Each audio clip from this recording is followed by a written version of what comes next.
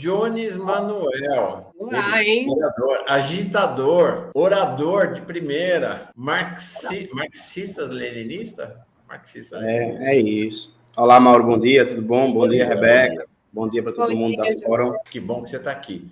Olha, eu já queria começar na lata. Houve semana passada uma manifestação importante num café da manhã do Silvio Almeida com jornalistas, algo que estava se esperado, se esperava um posicionamento dele, ele não tinha tido um posicionamento explícito. Ele fez uma crítica bem incisiva à ideia da privatização dos presídios. Né? A ideia não, né? A proposta, o projeto que está em curso de privatização de presídios, dizendo que privatizar presídios é abrir espaço para o crime organizado. Depois de um tempo em silêncio também, o Guilherme Boulos foi na mesma linha, um pouco antes, uma semana antes do Silvio Almeida. Você tem sido um tema importante para você tem tratado desse tema com prioridade aí na sua agenda. Atualiza a gente. Então, Mauro, o Silvio falou desse aspecto do crime organizado, foi o elemento que ganhou mais destaque, mas para mim o mais grave é que ele fala que o decreto é inconstitucional. Tem um momento ali da fala que ele fala, isso é inconstitucional e, segundo ele, já tem um parecer interno dentro dos debates do âmbito do governo, em que ele expôs para o governo que o decreto é inconstitucional. Que decreto? O decreto 11.498, de 25 de abril de 2023. Esse decreto ele altera o PPI, Programa de Parceria de Investimentos. Foi criado pelo Michel Temer para desestatizar a economia no âmbito da infraestrutura. Eu sempre dou essa informação, que eu acho que ela é importante para a gente entender o que é que está em jogo. Quando o Michel Temer criou o PPI para fazer privatização de portos, de aeroportos, de estradas, de rodovias e por aí vai, o Michel Temer não colocou saúde, educação, cultura, lazer, meio ambiente, segurança pública. Em 2017, o Aécio Neves foi ter um encontro com Michel Temer e solicitou a inclusão de presídios no rol do PPI. Michel Temer não aceitou, achou que era um pouco demais. Aí, quando o governo Lula assume, em vez de acabar com o PPI, ele manteve o PPI está vinculado ao Ministério da Casa Civil. Quando Michel Temer criou o PPI, ele fez o PPI com 175 ativos de infraestrutura públicos a serem privatizados. Só esse ano o governo Lula vai fazer 335 PPPs. É mais do que o governo Temer, é mais do que o governo Bolsonaro.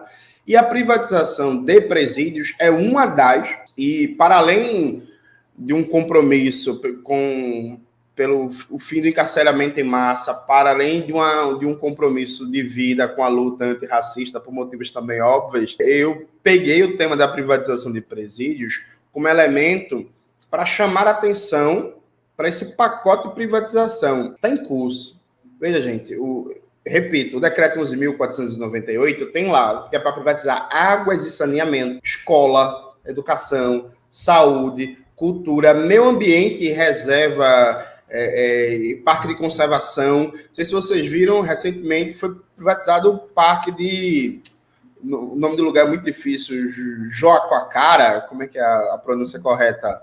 O parque lá no Ceará, que o governo Bolsonaro queria privatizar, o governo Lula cancelou a privatização corretamente, todo mundo comemorou, e agora ele privatizou, e aí...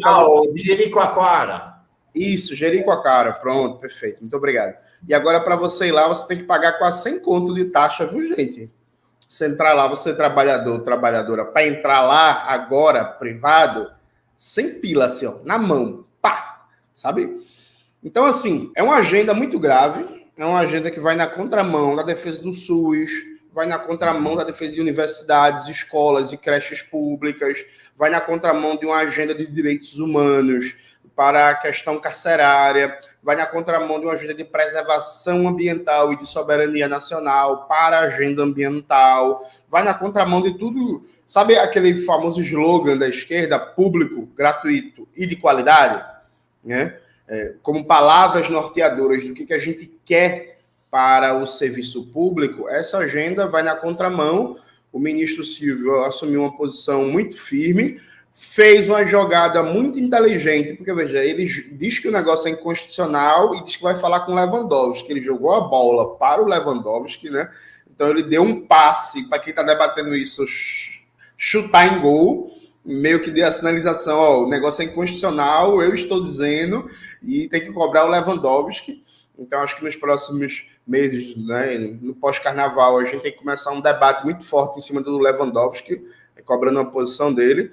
Acho lamentável, Mauro, que a ministra Aniele Franco esteja em silêncio até agora, porque é um tema que vai atingir principalmente a população negra, né, que é a maior vítima do encarceramento em massa.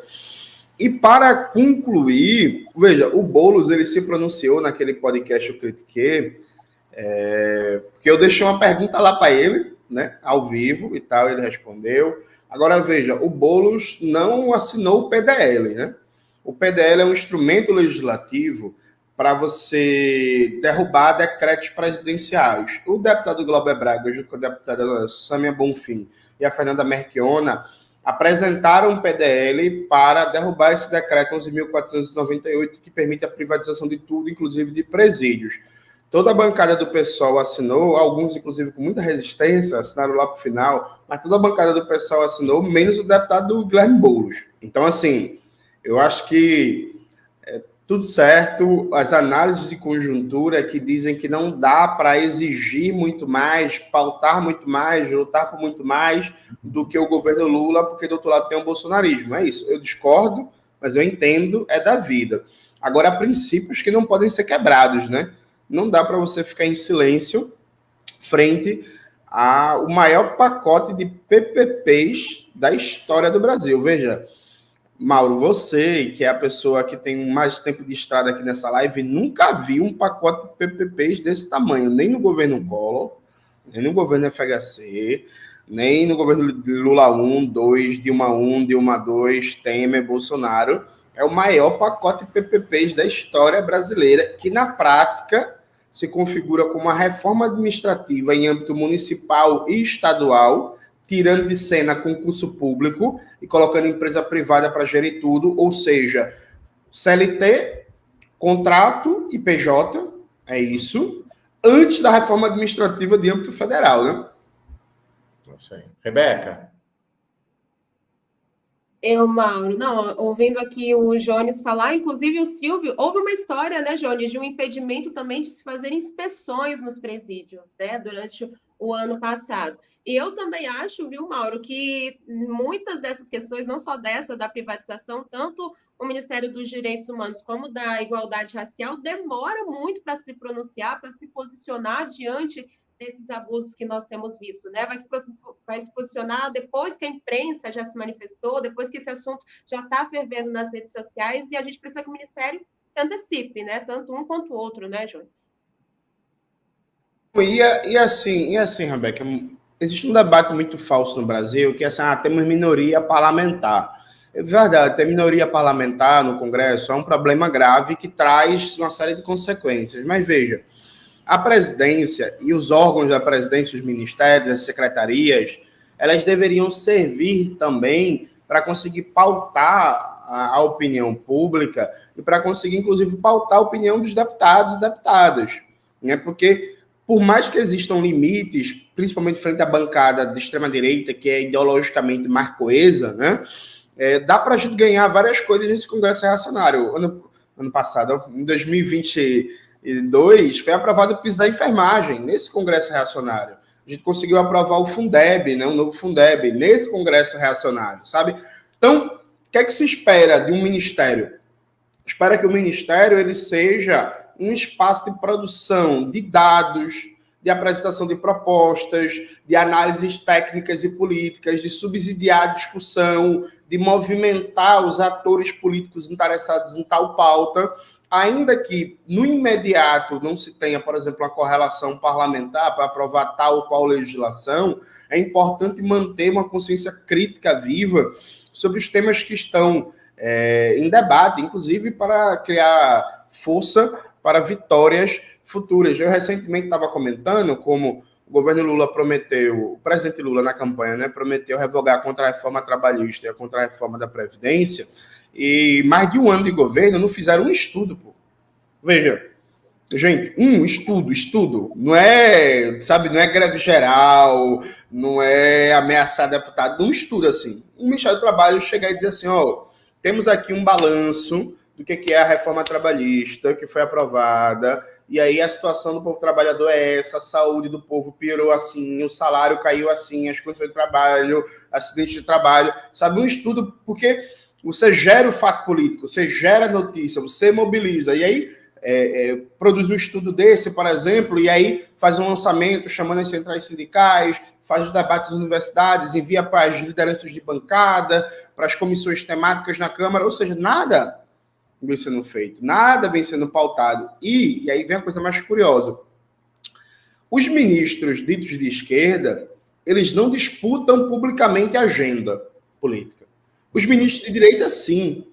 Todo mundo aqui vai lembrar que o Carlos Fávaro, pegando um exemplo, que é ligado ao agronegócio do PSD, né? O Carlos Fávaro, ele falou publicamente contra ocupações de terra do MST, mais de uma vez, estando no governo. O Carlos Fávaro se licenciou do Ministério para votar a favor do Flávio Dino no STF, aproveitou a brecha e votou a favor do marco temporal. Uhum.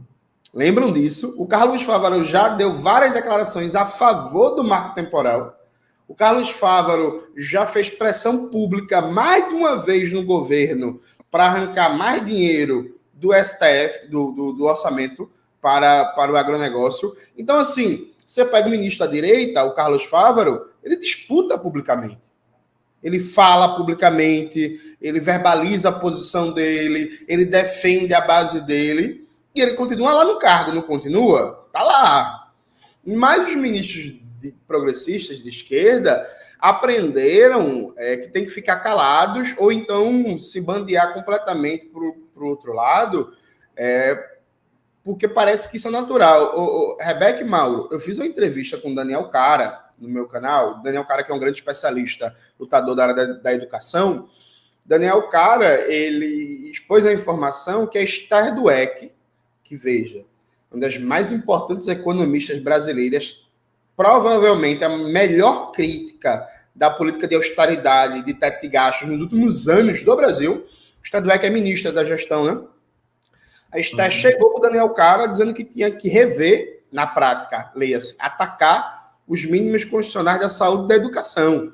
Aí o Daniel Cara falou assim, não, Esther, a gente não vai fazer isso não. Se for para rever os pisos da saúde e da educação, é para subir, não para diminuir. Então, assim, como é que uma figura com uma biografia tão importante, com uma produção teórica tão vasta, um economista que eu estudava na graduação e no movimento estudantil para combater o teto de gasto do Temer, se propõe a assumir o papel de falar, de atacar o mínimo constitucional da saúde e da educação? Ou seja, se os ministros de esquerda não pressionam o governo, não pressionam a agenda pública, a Frente Ampla é uma mentira.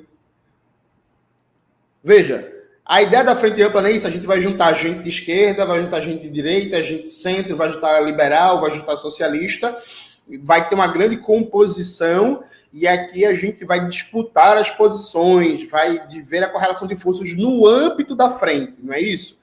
Mas veja, se as figuras progressistas ou de esquerda não disputam, abrem mão da sua biografia, abrem mão do que acreditam, não fazem um debate público, a Frente Ampla é uma mentira. Porque só quem disputa é a direita. Então é uma frente de direita com gente que tinha uma biografia de esquerda até entrar no governo. Se assim se configura, na prática é isso, né? Jones, há uma questão interessante sobre esse discurso da privatização de presídios. Bom, ademais, sobre todo o discurso da direita que começa a ser apropriado por segmentos da esquerda, vide, por exemplo, o governo da Bahia, que é a questão do resultado, né? Dá certo. Não, dá certo, dá resultado. Aí a gente olha para a referência desta turma, que são os Estados Unidos, que teve um programa de privatização de presídios, mas não é que o governo Biden anunciou na metade do ano passado que ia desistir da privatização. Em 2016, a privatização já começou a ser abandonada nos Estados Unidos. Contrariamente à mistificação que eles fazem, o programa de privatização dos Estados Unidos atingiu no auge, 12% dos presos federais, nunca foi além disso, e a constatação é que não deu certo, e que precisa voltar atrás, né? A mesma coisa com essa política do prende, arrebenta, mata, né? O governo que mais prende, arrebenta, mata no Brasil é o da Bahia, o segundo é o do Rio de Janeiro. Quais são os piores índices de criminalidade do país? Nesses dois estados, né? Então, as políticas não dão certo. Além de tudo, elas não dão certo, né? Ou melhor, dão certo para algum tipo de objetivo, não para a segurança pública, né? Não, e é assim, Mauro, a gente nem precisa ir para os Estados Unidos. Aqui no Brasil já tem 30 presídios que são geridos a partir de diversas formas de privatização, né? Cogestão, PPPs e por aí vai. E aí, característica média desses presídios que tem várias formas de privatização. Primeiro, o custo unitário preso sobe muito, é R$4 mil. Aí você pensa assim, mas beleza, o custo unitário subiu muito. Eu preciso até lembrar o dado de quanto custa unitariamente um aluno de ensino superior, mas eu acho que é menos de R$4 mil. Mas o custo unitário preso dos presídios privados é R$4 mil. Aí você vai ver as condições internas não mudam muito. O custo não subiu, não é porque organizaram, porque o negócio é bonitinho, é bem feito, tudo disciplinado, não. Continua uma bagunça, umas duas generalizadas e custa R$4 mil. Lembra daquele caso de Pedrinhas do Maranhão, daquele presídio que morria gente direto, que chegaram a matar mais de 50 pessoas? A segurança do presídio de Pedrinhas do Maranhão era privada. Na época que estava acontecendo todas aquelas matanças, era segurança privada, percebe? Então, assim, já temos experiência de formas de privatização do sistema prisional que não melhoraram a eficiência em Ribeirão, acho que é Ribeirão das Neves, em Minas Gerais, que tem um presídio privatizado. Isso. Já teve vários casos de encarcerados, pessoas presas, denunciando tortura, pessoas que morreram por causa de tortura, por causa de maus tratos.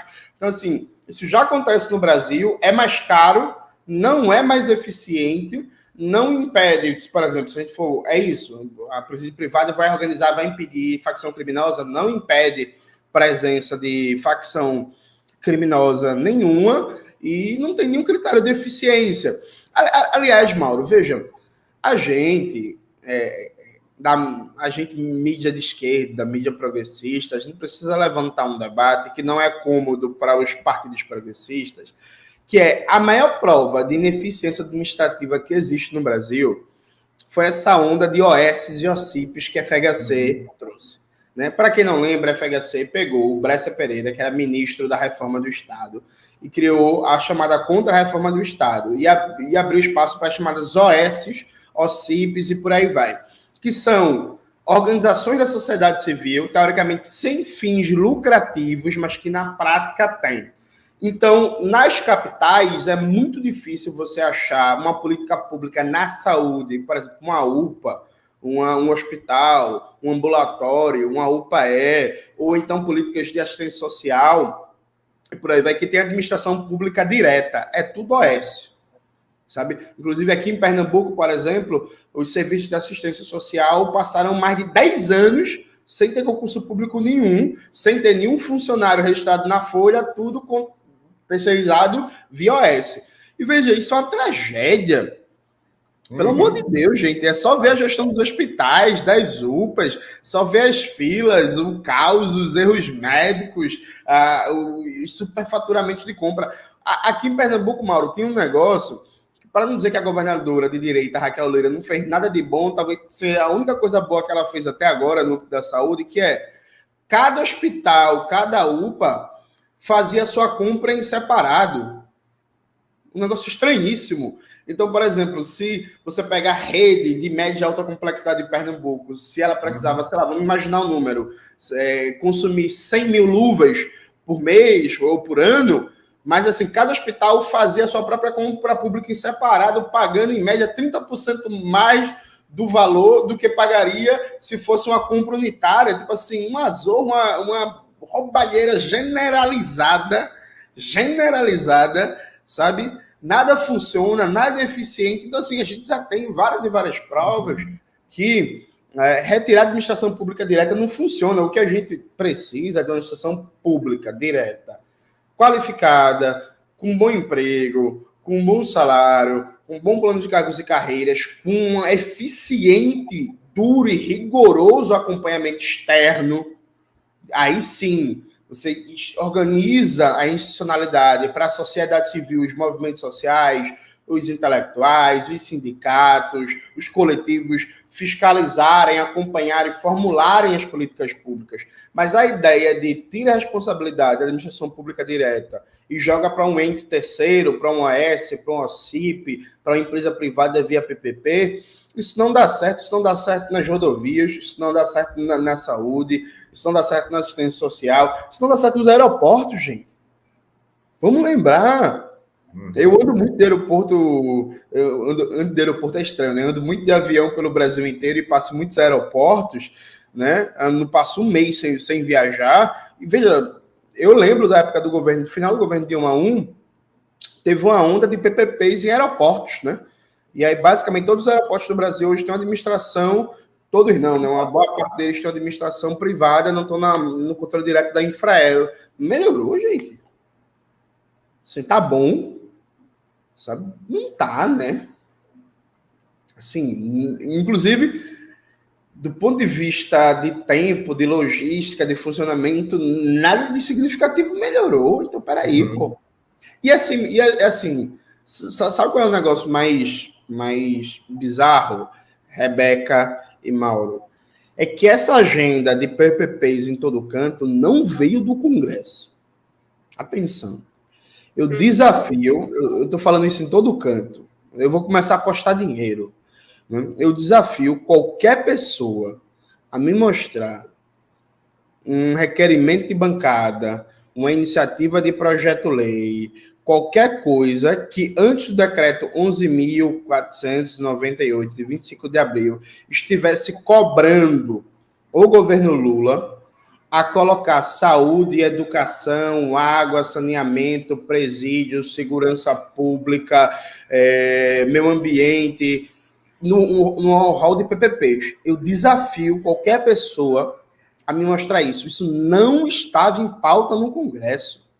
Foi o governo com um decreto presidencial que decidiu colocar isso em pauta. E sabe por que decidiu? A equipe do ministro Fernando Haddad é basicamente uma equipe feita de gente que trabalhava em banco fazendo modelagem de PPP e que trabalhava no governo Dória fazendo modelagem de PPP. O Rogério Seron, veja, a mídia progressista precisa fazer uma capivarazinha desse sujeito, viu, gente? Fazer uma reportagem, mostrar quem é a figura, de onde veio, para onde vai. O Rogério Seron, ele tinha convite... Que é o secretário do Tesouro. Exatamente. Ele tinha convite para trabalhar no governo Tarcísio, viu, gente? Só que o Haddad pegou primeiro, sabe por quê? Porque ele é uma figura com histórico de serviços prestados, a privatização, a PPP, a desestatização, que é a figura que passa a vida formulando políticas para privatizar bens públicos, sabe? Então, assim, isso foi um caso pensado, isso não é o Congresso. Há um projeto de desestatização das políticas públicas. Jones, nós vamos continuar essa conversa contigo, sempre muito interessante, muitas informações. Acho que essa questão aí das PPPs é um tema crucial para pensar o projeto de país, né? É que todos nós queremos. Te agradeço demais, nós vamos seguir em frente por aqui. Depois do Carnaval, Jones Manuel de volta, desfilando aqui na Avenida. Eu que agradeço. Tchau, tchau, Rebeca. Tchau, tchau, Mauro. Inclusive, Mauro, bonita camisa, viu? Obrigado. O senhor também é linda. Um abraço, Jones. Obrigado, ó. Uma simpatia esse Jones. É um querido.